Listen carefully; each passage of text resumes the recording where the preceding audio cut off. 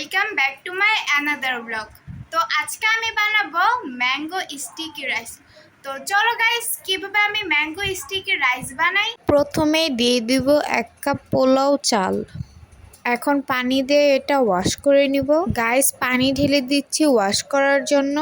Guys, চালটা ভালোভাবে wash করে নিচ্ছি।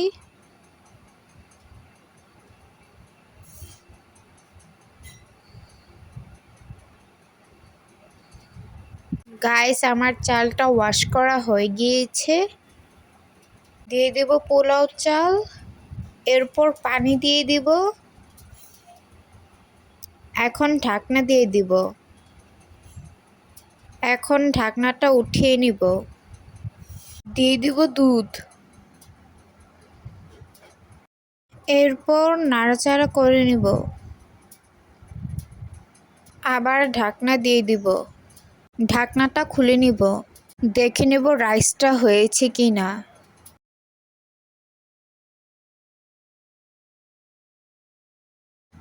গাইস, আমার রাইসটা তৈরি হয়ে গিয়েছে। এখন একটা ছোট্ট বাটিতে রাইসটাকে সেট করে নেব।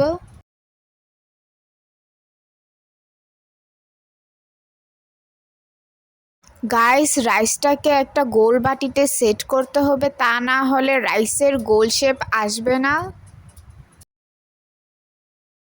এখন রাইসটাকে হাত দিয়ে একটু চেপে চেপে নেব, তা না হলে গোল শেপ ভালোভাবে আসবে না। গাইস, এখন আমি এটা প্লেটে উল্টিয়ে নেব। এই যে গাইস, বাটিটা আমি প্লেটে উল্টিয়ে নিয়েছি। গাইস, 1 2 3। গাইস, দেখতে পাচ্ছো বাটির গোল শেপটা পারফেক্ট হয়েছে। ম্যাঙ্গো স্টিকি রাইসের সস বানানোর জন্য এখানে আমি জাল করা দুধ নিয়ে নিয়েছি। এখন জাল করা দুধে একটা ব্লক উঠিয়ে নিব। গাইস, একটা ব্লক উঠে গিয়েছে। এখন দিয়ে দিব চিনি। এখন নাড়াচাড়া করে নিব। এখন দিয়ে দিব কর্নফ্লাওয়ার। এখানে আমি 1 চামচের মতন কর্নফ্লাওয়ার দিয়ে দিয়েছি, আর সাথে পানি যোগ করেছি। গাইস, এখন নাড়াচাড়া করে সসটা ঘন করে নিতে হবে।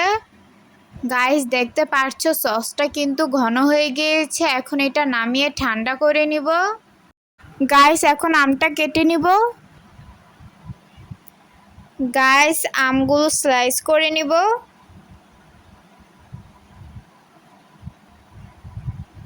গাইস, আমগুলো আমি স্লাইস করে নিয়েছি। এভাবে করে আমগুলো কেটে নিতে হবে। গাইস, আমের স্লাইসগুলো এখন প্লেটে সাজিয়ে নিব।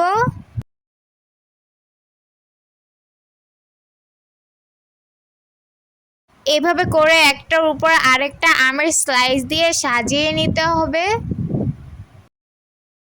গাইস, এখন সসটা ঢেলে দিব রাইসের উপরে। গাইস, তৈরি হয়ে গেল ম্যাঙ্গো স্টিকি রাইস। দেখতেই পাচ্ছো লুকটা কতটা সুন্দর এসেছে এবং দেখতে অনেক লোভনীয় লাগছে। গাইস, এখন আমি ম্যাঙ্গো স্টিকি রাইসটা কেটে নেব।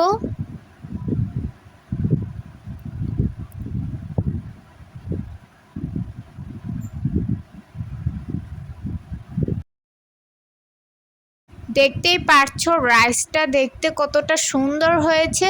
এটার সাথে একটু সস লাগিয়ে নেব। গাইস, এই আমের সিজনে বানিয়ে ফেললাম ম্যাঙ্গো স্টিকি রাইস। তো দেখতেই পাচ্ছ দেখতে কতটা লোভনীয় লাগছে, আর গাইস লুকটাও কিন্তু অনেক সুন্দর এসেছে। তো এখন আমি এটা খেয়ে দেখবো খেতে কেমন হয়। বিসমিল্লাহ।